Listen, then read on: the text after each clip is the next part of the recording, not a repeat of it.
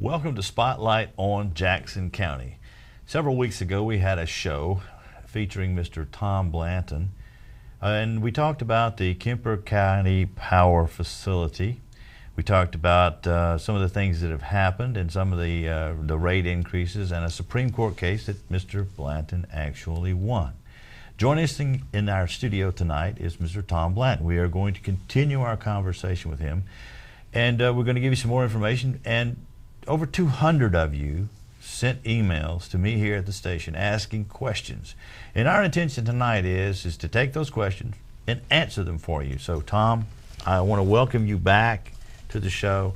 Thank you for being here. I know that this has been a long 4-year battle for you, but you've won. Yes. And we want to thank you for that. But if somebody didn't see the show originally, let's kind of give them a synopsis of what we talked about and kind of give them where we are with this. Well, the original permit for the facility was challenged by Sierra Club. They settled last summer. So I had appealed to the Supreme Court about the rates. In other words, instead of arguing about nuts and bolts, I was arguing about the money. And the basis of my appeal was that they didn't follow the rules, regulations, and the laws, which are good. We have good laws, Doug, and good rules if they're followed. And so we objected to the lack of due process. They didn't give us proper notice that they were going to take our money. They didn't tell us where the hearings were going to be. And so in America, due process has been litigated extensively. It's gone up to the U.S. Supreme Court. We have definitions in place, and neither the Public Service Commission nor Mississippi Power adhere to the proper due process procedures. So the Supreme Court ruled in my favor that these rates were unauthorized. They should have never been. The 18% rate increase that was put on there to pay for Kemper County should have never been authorized, should have never been collected. And here it is, we're over 2 years later. The amount of money they've collected is, at this point, way over $300 million. They're still collecting it. So the court back in June, it was 2.5 weeks ago, ruled that they were not going to rehear the case. And Mississippi Power had a number of entities come forward and file what's called amicus briefs. Amicus means friend. They had Mississippi Economic Council, Mississippi Manufacturers Council, 6 or 7 casinos, Atmos Energy, all come forward and say, "Oh, we need to have this reheard." But we read everything they filed, and we saw nothing new. There were no new arguments. There were no changes in facts. So basically what they were just filing papers saying, we disagree with the decision the court made. Meantime, I've had some friends that show up to intervene in this new rate hearing that Mississippi Power filed in May, which is the three-choice rate plan, which could raise our rates as much as 60% in the second year. Yeah, I think it was 18, 40, and then 60. Yeah, I mean, it's just, so the people that have come forward to support me are the city of Biloxi, the city of D'Iberville, the city of Ocean Springs, Walmart Corporation, Sam's Club. Doug, can you imagine what their power bill must be? Their refund is going to be huge. And of course they want their money back. But I'm glad they're stepping up to the plate, doing what's right, and supporting the people.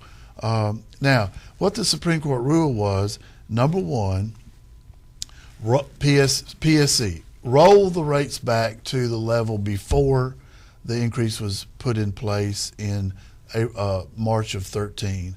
Number two, PSC, you have to follow the law in procedures. You can't have secret meetings anymore. You can't have a sealed file. This is not authorized by law, and it's contrary to the public interest to have the public's business done in private, in secret. And the third thing that they ordered was that they ordered the PSC to order Mississippi Power to refund the monies collected. I mean, that's pretty plain. Now, the way the court works is they issued the last document 2.5 weeks ago. they allow 21 days for it to, I call it, rest on the table.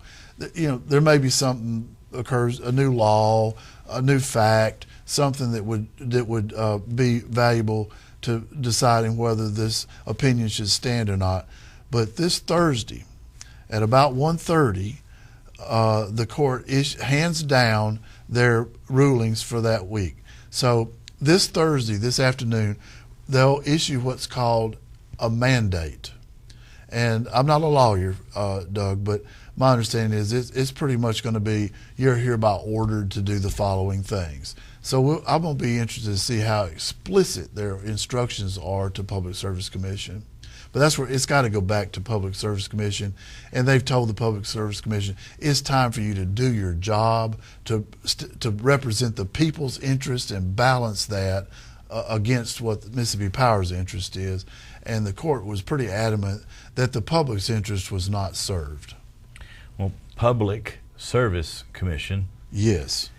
Public means the state of Mississippi resident. Yes. And they're there to service or what you care for our benefit. They're the only thing standing between us and this wave of greed. Well, if it hadn't been for, well, they let the 18% go, and if it hadn't been for you, we may be paying 40% increase later, and even 60%. Yes. Can you imagine somebody's power bill being $250 a month going up 60%? Doug, when this all started, we asked that there be impact study done, which is required by the law, and Mississippi Power and Public Service Commission supported their argument that there was no need for impact study because this was a routine rate increase. How can you have a routine rate increase if you're using a law for the first time in a situation that's highly unusual, never been used in this state before? It's hardly routine. Well, I brought up the issue that jobs will be lost, people's health will be affected, and they ridiculed me. Now, I hired a PhD economist to do a study of, what happens to our economy. And it's shocking. From April the 1st of 13 through December 31st of 14, that's 21 months. The 23 counties served by Mississippi Power lost 13,237 jobs. The other 59 counties grew 11,800 jobs. In the United States, every state economy grew in 2014 except for Alaska and Mississippi. It's no mystery why our economy shrank. The higher electric bills caused people to have to cut back on employees, restaurants close. The rolling impact, for instance, the oyster people, the shrimp packers, their power bill goes up, they have to raise prices. I noticed that within 2 weeks of these rate increases going in April, oyster po' boys in Hattiesburg went up 75 cents a sandwich. Their power bill went up, their oyster cost went up, and really kind of disappointing to me that they ridiculed me about bringing up the health impacts. And I brought up. Well, let's talk about that. I brought a document in. This, folks, I'm gonna hold it up this way. So it's close to three-quarters of an inch thick. Yep. This is the amicus brief filed by the Mississippi Economic Council in support of Mississippi Power. And basically what they say is, oh my, if it goes from 18% to 40%, there's going to be a lot of people to die. But Doug, there's a lot of people going to die that have died due to temperature-related illnesses, flu, pneumonia, heat stroke, can't keep your insulin cold in the refrigerator. They laughed at me for bringing this up the first time before the PSC. And now Mississippi Power's own supporters are coming up. This is studies done, and the numbers are shocking. And the death toll may be as many as 500. And I don't see anybody really saying anything about this. Well, Tom, the problem is this was kind of snuck by us, for the lack of a better English. people don't know about this. That's No. why you and I are here. They don't know what was passed, and they don't know what was going on. We were just told, oh, Kemper County's building a plant. We got to up the rate by 18%. Right. That's all they were told. Right. Well, if people can't afford their electric bill now, and you add 18% to it, and they're on a fixed income, and that's who the people we're talking about. Yes, people on older folks, poor people, generally have health problems anyway. So if their electric bill goes up 18%, they have to cut back on the temperature that their house is, or they can't eat as much, or they don't have but a limited amount of money. They don't have enough money to pay their electric bill, so something has to give, and they have to turn the thermostat up. That means they get sick. That means they have heat-related illnesses. That means they have hypothermia. That means they get ammonia.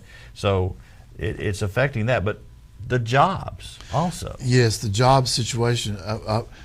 13,000 jobs is a lot to lose in 21 months.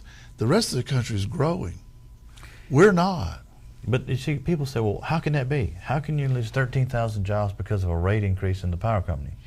Well, big companies. You mentioned Walmart.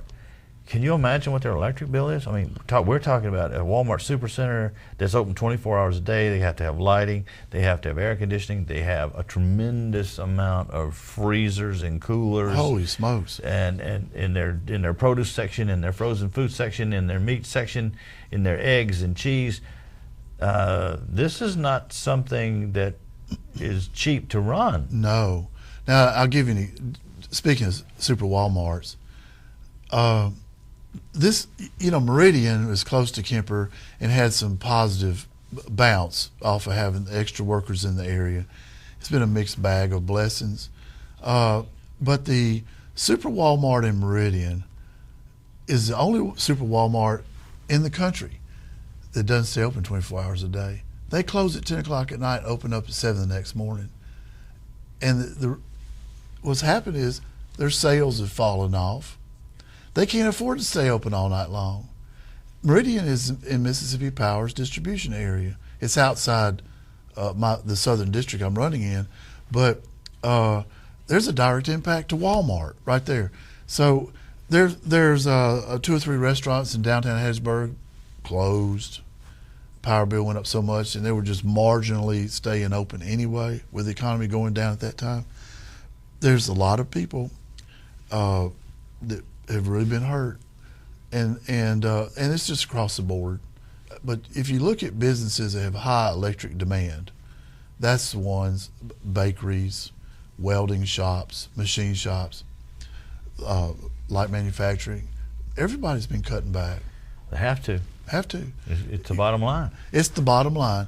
And I'll give you an example. Got a couple of buddies have freezer plants in Biloxi, and one of them the rate increases over a 2-year period was $117,000. Another one his rate increase was $76,000. That comes straight off the bottom line. That's his profit.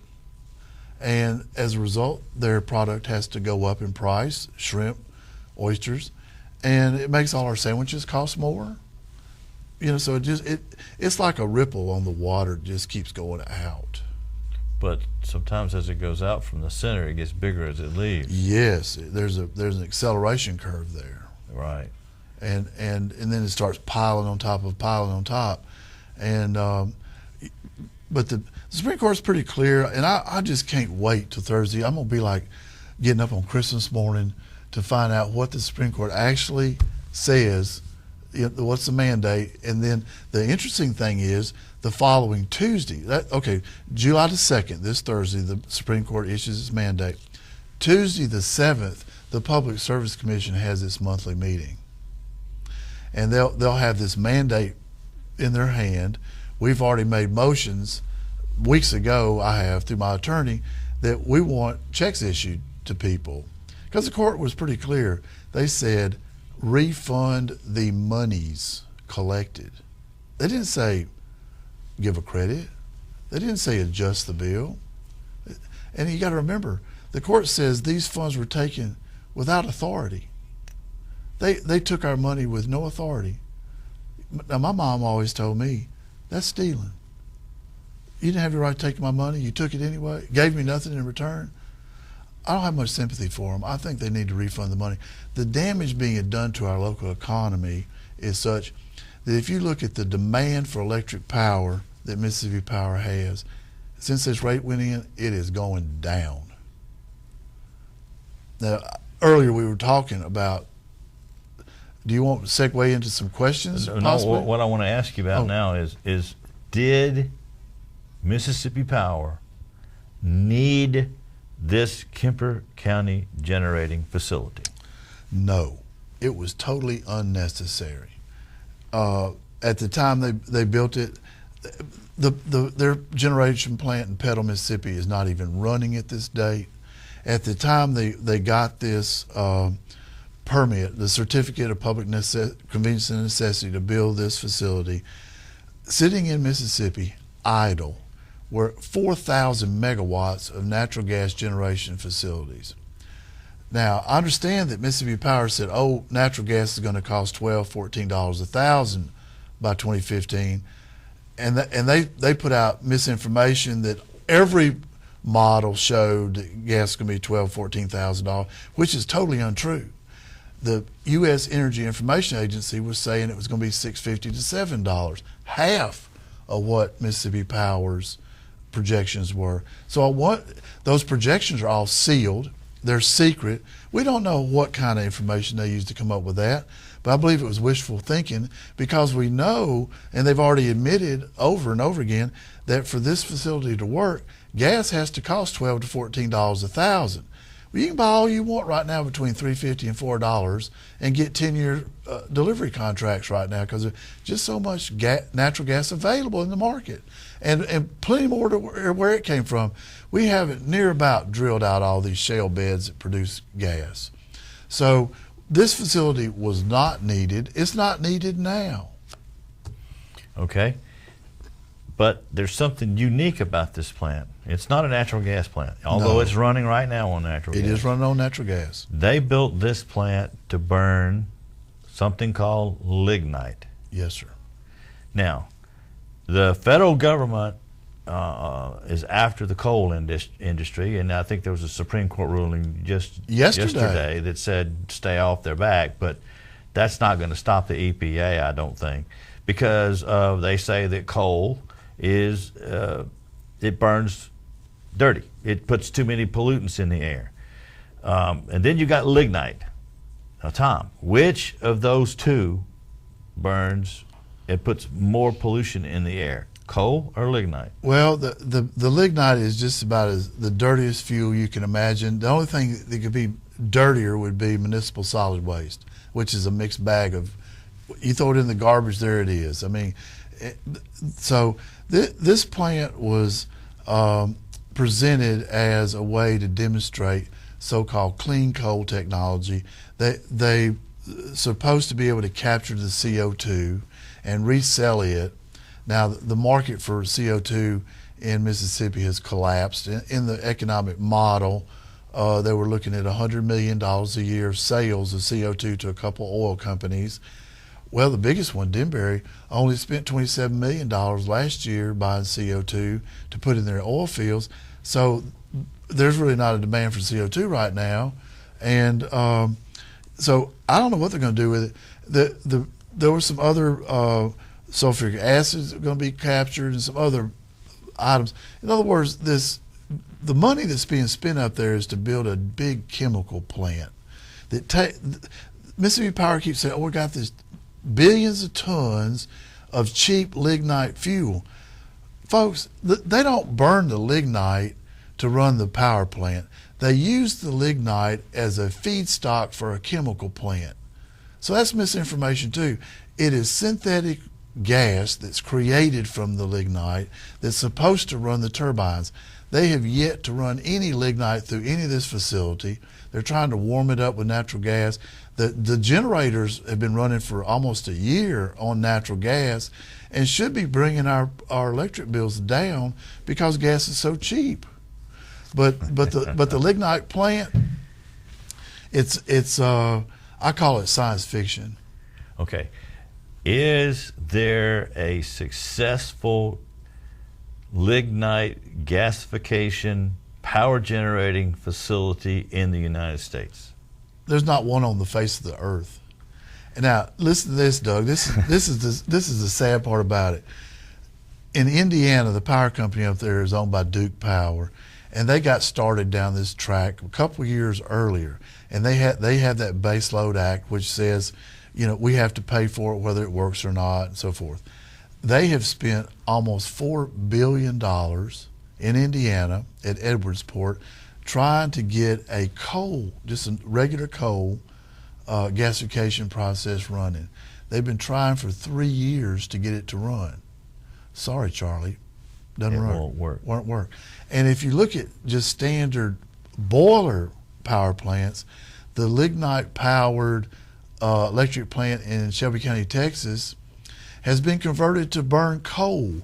They built a 40-mile railroad in there to haul good old Wyoming low-sulfur coal into that lignite plant in Texas, and they're not burning lignite at all. So, the Edwardsport experience was a flop 3 years ago. We could have nipped this in the bud, stopped working on this thing in Kemper County, but the federal tax credits, the $247 million grant that Florida was supposed to have, they decided not to do it. So Haley Barbour, as governor, went, "Oh, we'll do it," and then they pressed to get the Base Load Act through the legislature, and they did with overwhelming votes, and have followed on with some even worse bills. Okay.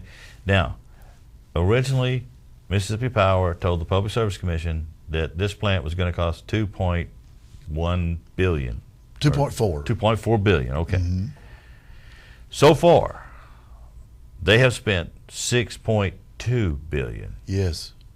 And it's still not running on gasified lignite. That's correct. It's running on natural gas.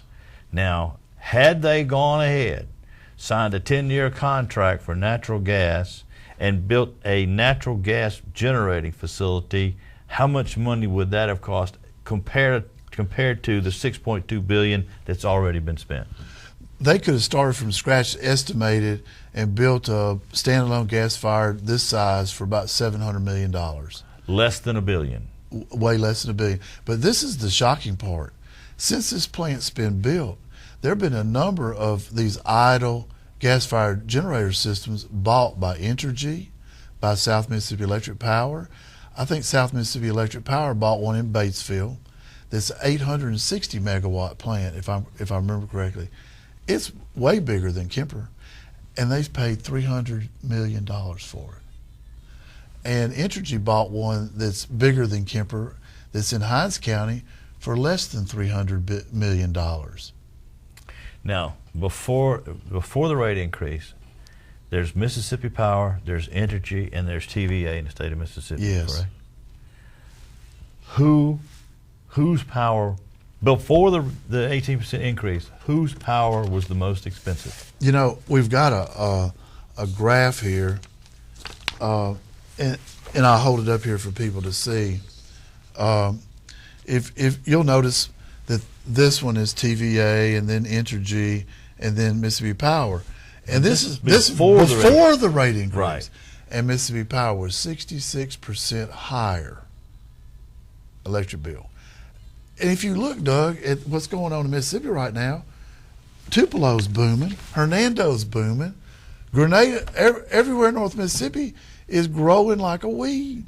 But down here, it's like we're putting Roundup on our crop. But you've got big companies like Cooper Tire and other industries that are up in Tupelo. I know that for a fact because I've seen them in operation. And what you're telling me is their power coming from TVA, the Tennessee Valley Authority, right, is a whole lot cheaper than what we have down here in South Mississippi, 23 counties under Mississippi Power. It's 66% before the 18% rate increase was put in. So, yeah, they're growing up there. They're competitive. So basically they did not need this facility. No. They told the Public Service Commission it was going to cost a little over $2 billion. It didn't work out that way. My understanding is they didn't even have all of the engineering drawings completed before they started building the plant. That's all. Now, remember, the file is sealed. So what we know about these things is revealed in reports that are filed with the Public Service Commission by an engineering firm called the Independent Monitor. They can look over Mississippi Power's shoulder. Last summer, the report came in and it stated that when Mississippi Power began this construction, they may have only had 15% of the drawings done. I mean, how in the world can you say what something's going to cost if you hadn't even got all the drawings done? That's like saying, well, we know we're going to have a concrete slab, but we have no idea what the roof shingles are going to be like on the house. We don't know what kind of countertops we're going to put in the kitchen, or what kind of bathroom we're going to tile it. There's no way to predict this. None. And here's the other thing about these numbers. There's always been this other group of costs called the $2.4 billion, which had a escalation clause. It got the year 2.8 billion kicked around. Those are cap costs. But there's these uncapped costs that, like the price of building the mine, the price of putting the CO2 pipelines down to the oil fields. So you mean to tell me, Tom, excuse me, I'm interrupting Yes. you, there was not a lignite mine in operation? Absolutely not. They spent almost $500 million building a mine to supply the lignite for this plant that may not ever run. And the mine is built, and they've already got 1 million tons of lignite mined or more.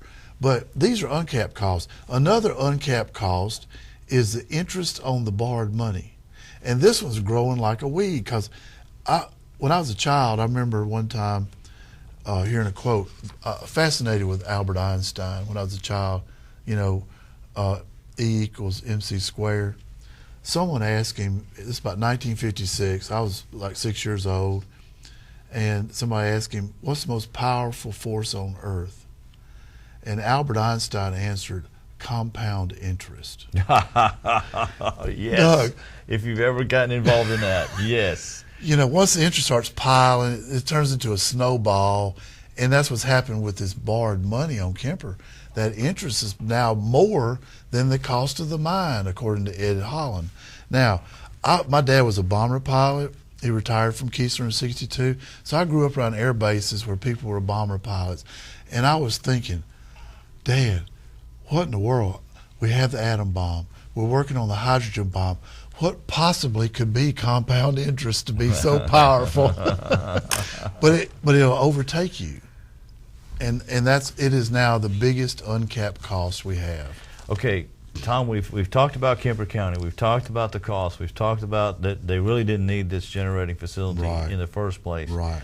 But I think what we really need to get into in the next 30 minutes of this show is how these bills got passed and people didn't even know about them. Now, after our first show, there was a storm. I mean, some people tracked me down literally and called me at home with questions. They just could not believe what was going on. And I was telling them, this is not, some pie in the sky show that you just saw. Oh, these are facts. This is facts. This is what's going on. So in the last show, I looked at the camera and I said, if you have any questions, email me here at the station. Doug, how many questions did you get? I got 237 emails. Wow. 237 people felt strong enough about what they heard on the show to sit down at their computer and write me an email. Now, you were telling me the formula. If you get 237 emails, that might be, 2,300 or 23? No, I was told that for every email you get, there may be as many as 100 viewers. You may have had 20,000 people watching this show, and if that's so, you got a market penetration to beat the band. Well, I'm proud of you. I am too. You're the one that's doing all this, not me. But let me just say that I went through some of the emails, and I wrote down some of the most pertinent questions. Some of them were redundant. Okay, some of them, were asked the same things over and over again. But can we talk about some of those? I'd love to. And as we go through, if you would say how many people asked this question, and let's just go down your menu list there, and we'll deal with them. There was a bill passed. I think it was House Bill 1134. Right. And in Section 9 of the bond bill creates a lien on the property attached to the Mississippi Power Distribution System. The lien is as valid as any lien of record against the property, and the obligation to pay is transferred to a new owner of the property if the real estate is sold. The Section 9 lien is collectible through normal collection processes against every home and business connected to the Mississippi Power's system. Section 9, subsection 6B clearly states, including an equity interest in the security property, whether direct or indirect. Now that means that if you are serviced by Mississippi Power or any company that is buying its power from Mississippi Power, Singing River, or Coast Electric, any other, 159 people in their email asked, a lien on my property, big question mark. How can they do this? Well, they did this with House Bill 1134. Yes, and we challenged it, as being unconstitutional, and the Supreme Court ruled that their rule is if they can decide the case on the facts and not go to question the authority of the legislature, they'll do that. That's where they went with it. But this law went through, and sadly enough, every person that represents Jackson County voted for it. Mr. Busby, Mr. Barton, Mr. Reed, and Mr. Watson all voted for this law. Matter of fact, Reed and Watson voted for the Baseload Act, this law, the 7-year rate mitigation plan, and then Senate Bill 2093. But speaking specifically about this, it is against the Constitution of the United States that this law exists. The Constitution of the United States and the Constitution of Mississippi say you cannot be deprived of your life, your liberty, or your property without due process. This is not due process. The legislature does not have a right to, by law, put a lien on everybody's house. You didn't get a choice to sign the note, and even if they don't record it at the courthouse, the lien's there by law. And if you sell your house, the new owner's got the lien. The reason they did this, Doug, was they went to the marketplace and could not sell bonds. No one would touch Kemper County and loan Mississippi Power any money. They were turned out. Matter of fact, when they went to Wall Street, this is years ago, 4 or 5 years ago, to borrow money, and Moody's saw what they were asking to do the money for, they downgraded the bonds of Mississippi Power because this was so risky. So what's had to happen is Southern Company is able to sell general obligation bonds to large bankers like Warren Buffett and 3G Capital Corporation. They buy a lot of this stuff. But these bonds are secured with a general obligation of the corporation. Then Southern Company turns around and loans the money to Mississippi Power. So it's kind of like the owner of Mississippi Power is loaning itself money and charging interest on it. Well, in order to get bonds sold in the marketplace, they have to have some kind of security on something. Collateral. No one will hold a collateral value, a mortgage on Kemper County, because nobody believes it'll ever run. I'm talking about nobody being very smart, intelligent, mutual fund people, bankers, folks that manage big sums of money. Because there's not a successful lignite gasification plant running anymore. Very risky. And whether it's the size of the money being borrowed or and then if you look at the rate base of the Mississippi Power, the cash flow is probably not sufficient to actually carry it forward unless they get these huge rate increases they've been getting. But this bond bill is antithetical to American way of life. And I want to repeat something I might have said last time. On D-Day, the beaches of Normandy were bathed in the blood of our fallen heroes. 9,000 people died that day invading France. And the purpose of that invasion was to end for all time the evil economic policies of the German National Socialist Party led by Adolf Hitler. Those same evil principles are embodied in this bill and in the Baseload Act. This is not the way America's supposed to work. No. So this means that the ratepayers of Mississippi Power and every system connected to it are basically the collateral for the Kemper County plan. Yes, and listen how twisted this is. The law also authorizes the PSC the PSC is authorized to authorize Mississippi Power to issue these bonds, and that Mississippi Power can create a special purpose entity, an SPE, which will issue the bonds. Now, the SPE has no source of income. It's just a paper shell. If they don't pay the bondholder's interest, the bondholder has a right to come execute the lien and do a collection process. Doug, they can come seize Channel 7. They can come seize Singing River Hospital to satisfy the debt. Or any other person's property within the Mississippi Power's district, which is 23 counties. 23 counties. Or any rural electric power association connected to it. Yes, that's exactly right. This is not the way the world's supposed to turn. Wow. Now, Doug, let's go back to this. The people got something they can do about this. Everyone needs to call Busby, Barton, Reed, and Watson and tell them we want the Baseload Act and House Bill 1134, the $1 billion bond bill, repealed now.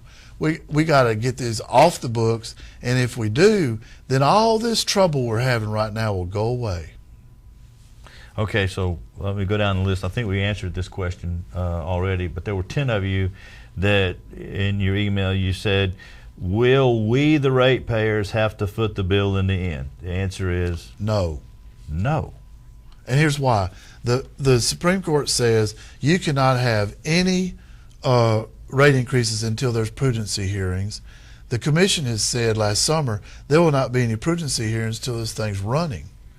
And Mississippi Power's own paperwork says even after they start gasifying, it'll take 7 years for the synthetic gas to reach 80% of the fuel needs of the turbines. We're looking at 2023 before they can legally raise a rate. And that's assuming that they can get this monster running. Yeah. All right. I think we answered this one, though. There were 93 of you that in your email asked, who voted for this? Big question mark. How did it pass? Big question mark. And then, did the governor sign this legislation? Oh, yes. The Baseload Act, the original bill that allowed them to charge us whether it works or not, or whether it's built or not, was rammed through the legislature with the help of a lot of lobbyists. I understand there were 34 lobbyists, hundreds of thousands of dollars. I've heard one figure, Doug, $842,000 reported in lobbying the legislature. Lieutenant Governor Phil Bryant wrapped his arms around this thing. He was all about it. And he was touting, oh, it's going to make so many jobs. In the truth being, it's destroyed jobs. But yes, there were some people who voted against the Baseload Act, but by the time this 1134 bond bill came through, it's in this most recent one, Senate Bill 2093 that passed this year, no one voted against it. It's crazy. It's like they think they go to Jackson and not say anything and do whatever they want to do with our money. Do you think they read the whole bill? No. I found a lot of people have absolutely no idea what's in Senate Bill 2093. It was just slipped right through, and it was promoted by the Rural Electric Cooperative Association and Entergy and Mississippi Power, and they did a full court press this last session. But there was no one who voted against it. The governor has signed all of these bills. And these folks, do not believe them when they get up. I'm a true conservative. I'm a real conservative. Ask them if they voted for the $1 billion bond bill. And if they did, don't believe a word they said, because this is pure corporate socialism. This is the antithesis of what America's about. Okay. All right, there were 237 of you that, and I think Tom just answered your question, but I'm going to go read your question anyway, because I promised I was going to read it on the air. 237 of you asked, were there lobbyists involved in the decision to pass such a bill? Do you know how much money was spent? You talked about it on your previous show. Do you know how much money was spent on lobbyists? So we don't really know exactly because we're not privy to all of that information. Right. But the answer is yes, there was money spent lobbying. Yes, and more than 30 lobbyists hired at different times. I mean, there's maybe two people who don't get hired, the Sierra Club lobbyist and one other fellow who's always on environmental stuff. But everybody else is hired. Everybody else is, on the payroll for several weeks. And the amount of money they spent, they report to the Secretary of State's office. So and I haven't done the research on this, Doug, but you can go online and find these annual lobbyist reports, and you'll see it's hundreds of thousands of dollars. And that's just the tip of the iceberg, because a lot of this lobbying is also under the guise of campaign contributions. And there's railroad trains full of money. Not accusing anybody of doing anything illegal. We're just asking the question and getting the information. Any of the legislators that we have talked about, we're not accusing you of doing anything illegal at all, okay? But if you were lobbied, I mean, you were lobbied. You were lobbied. That's just the way it goes. It's the way it's just that there's no balance, Doug. Okay. Okay, next on the list. Sure. 161 people in the email stream wants to know, will I receive a check for the refund, or will it be deducted from my bill? And it keeps going. If I receive a check, will I have to pay taxes on the refund? Will it be counted as income? I'm not a CPA, but this is your money that was taken without authority of law and improperly. It's being returned to you. That's not income. That's just a repayment of something that was taken from you. That's if the Supreme Court orders the money returned and not deductions in the bill. Now, let's back up just a little bit now. The Supreme Court can order the PSC to do things, but they can't directly order Mississippi Power. But so Tuesday, when this mandate comes down, it's going to be Thursday. Excuse me. I'm sorry, Thursday. This Thursday afternoon. It'd be very interesting to see how specific their language is. But the original opinion said refund the monies collected, and realize that to say, oh, we'll just do adjustments on your bills, violates that statement. That's not a refund. They still have use of the money. They're denying you use of your money. And the Supreme Court of Mississippi and the United States has said over and over again, that is not a refund. And because when you are deprived of the utility of the use of your money, then they've taken something from you.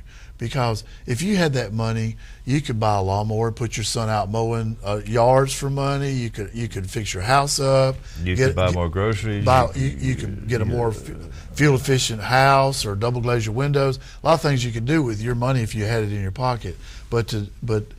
So my position is issue checks, and the court said confessum. Remember our Latin word? Immediately. No beating around the bush. Confessum. It means now. Do it now. Okay. 237 of you in your emails asked, and we don't know this this, but I promised you I would read them on the air. How long will it take to get my money? Well, we don't really know, do we? No. Now, the sad part about it is the Federal Energy Regulatory Commission has rules about this type of funds called construction work in progress. And by federal definition, it's a loan, interest-bearing loan. It's not their money.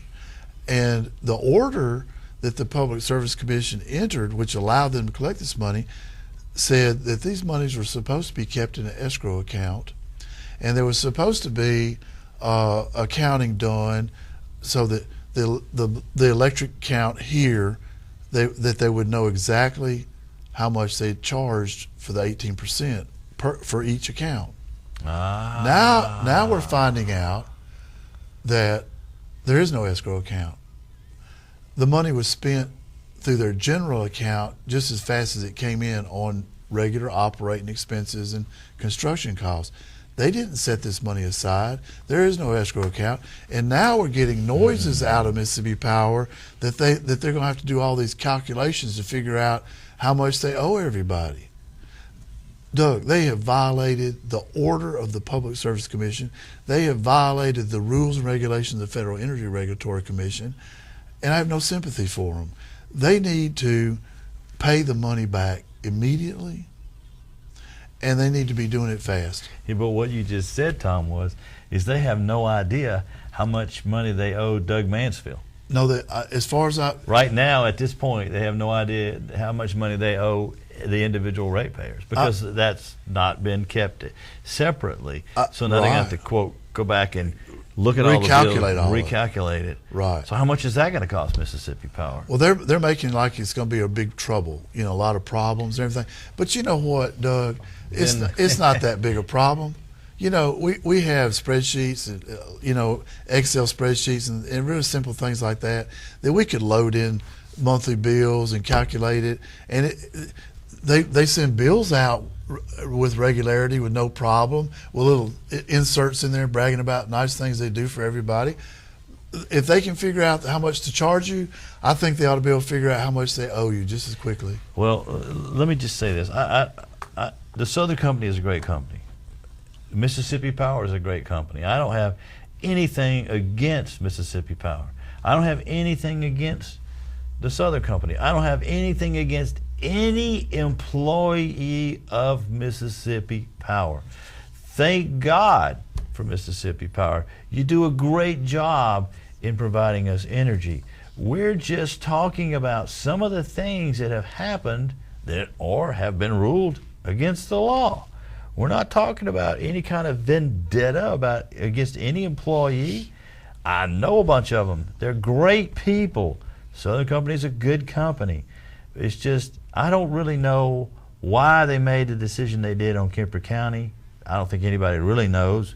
Maybe they don't really know exactly why they decided to build an experimental lignite gasification plant that nobody else had ever made work. I don't know. But let me just get that across. We're not here with any vendettas against any company.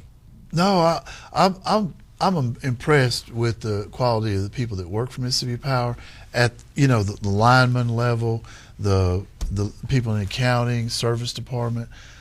These are fine folks, and look at what they did after Katrina. I mean, fantastic my job. power's back up in less than 13 days. I'm amazed, and they do a good job at bringing us electric power. But we've got, I call it rogue management, and it's not coming out of Gulfport. The people who were president of Gulfport office, they've all been fired. This is coming out of Atlanta, and there's two words to describe why this train got going down the track, and we're having a hard time stopping it. And one of them is arrogance. They had the arrogance to think they could take a little pilot plant project in a laboratory and scale it up to, large commercial thing without taking steps to grow the process. They went from a 2 megawatt to a gross 700 megawatt facility. And it's just hard to make predictions when you scale something up that big. It's like, let's say you had a little rowboat, but then all of a sudden you decide to build a destroyer. Now, you might know how to build a rowboat and have oar locks and a bench to sit on, but that doesn't mean you can build a destroyer. And Ingalls Shipyard did not start off building large ships. They started off building small ones and grew it up. They learned how to build things bigger and bigger. There was a learning curve. Well, they just tried to skip the learning curve and go straight to big. And so now what's their motivation? They get to charge 12% profit on top of whatever they spend. There's no incentive for them to keep it down. There's every incentive in the world for them to spend just as much as they possibly can, because then their profits are bigger. Okay. The other word besides arrogance would be greed. Okay, yeah. 193 of you asked, and I think we've already talked about this, but I promise you I was going to read them on the air. 193 asked, will this lien show up in a title search if I am selling my home or my property? They have not recorded these liens in the courthouses, but it is a law of the state of Mississippi, and in the language of the bill says it's just as valid as any other lien on your property.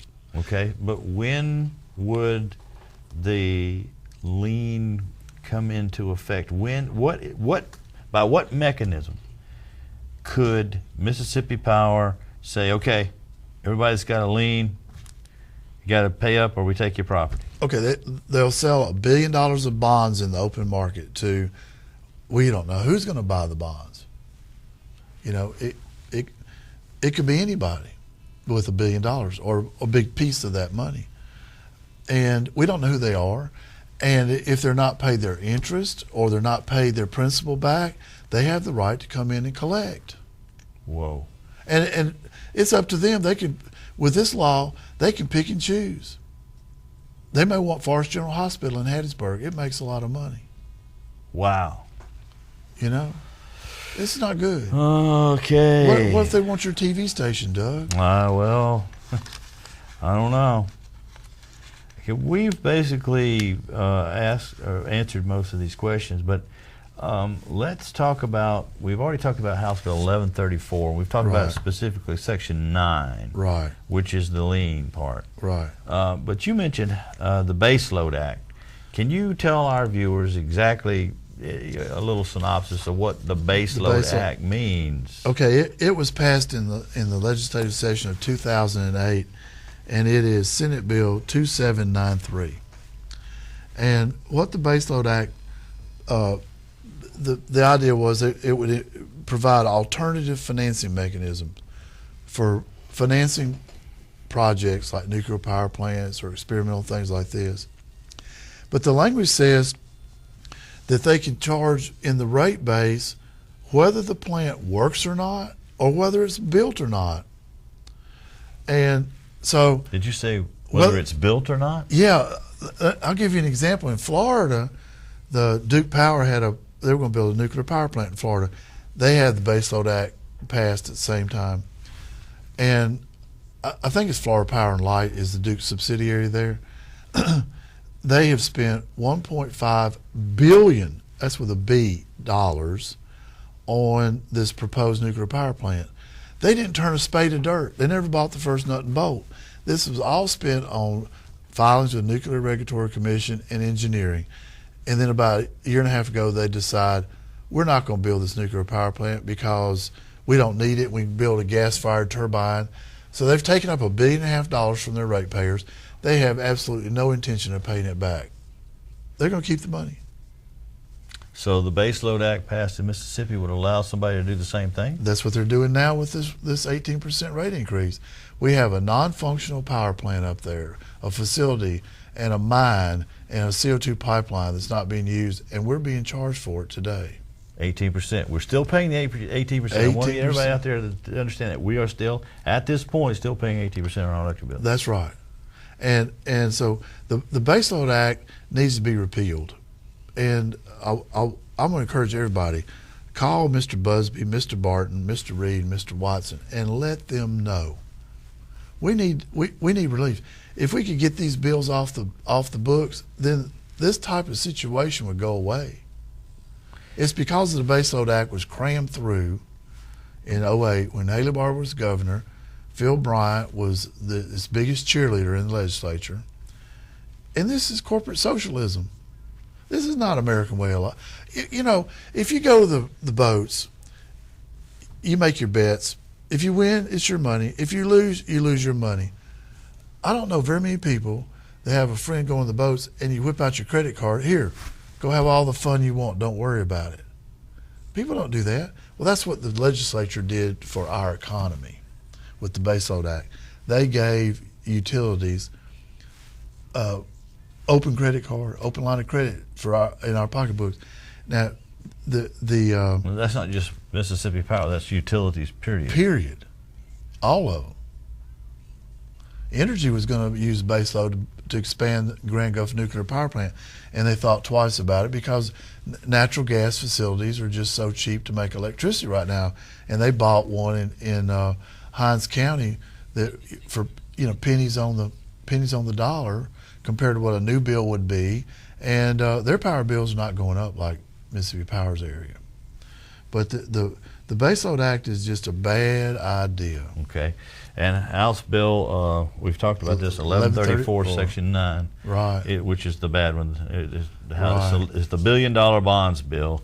And I guess the part that affects us the most is Section 9, which puts the lien on everybody's property, which the lien passes to the next owner of the property.